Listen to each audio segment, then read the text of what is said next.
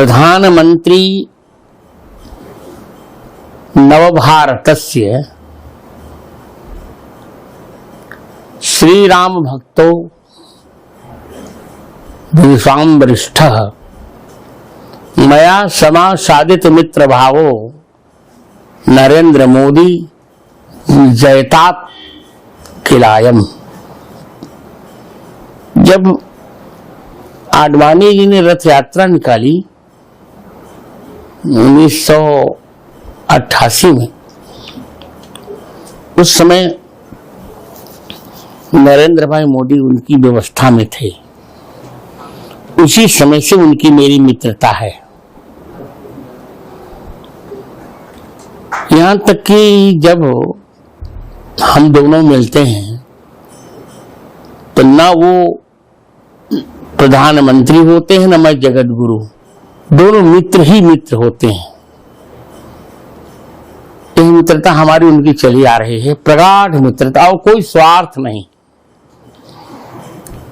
भिन्न भिन्न प्रकरणों में उनसे हम मिलते रहे, वो हमसे मिलते रहे। संगठन में भी जब थे तब भी, और जब गुजरात में भाजपा का एक प्रकार का विघटन जैसा हुआ, खजूरिया के संदर्भ में,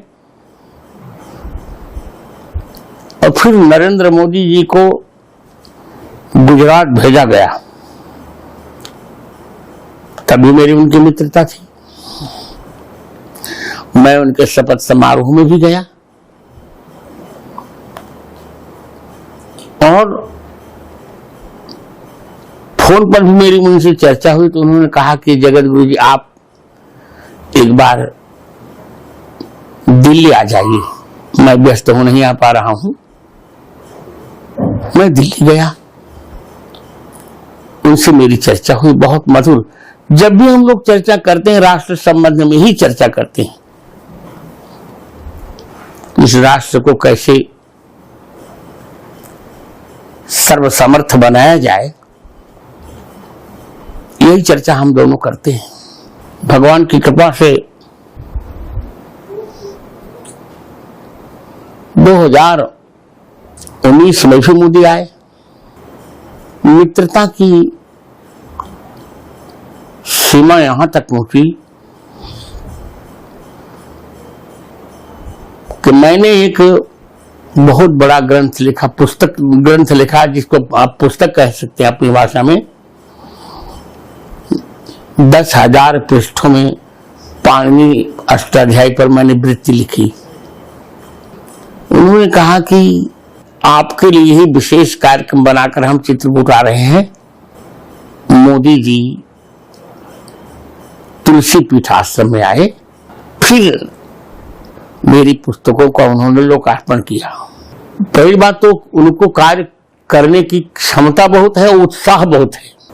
जो कार्य करते हैं वो बहुत निष्ठा से करते हैं और बहुत ही लगन से करते हैं, और राष्ट्र को देवता मानकर करते हैं। मोदी की सफलता का सबसे बड़ा कारण है समय का सम्मान।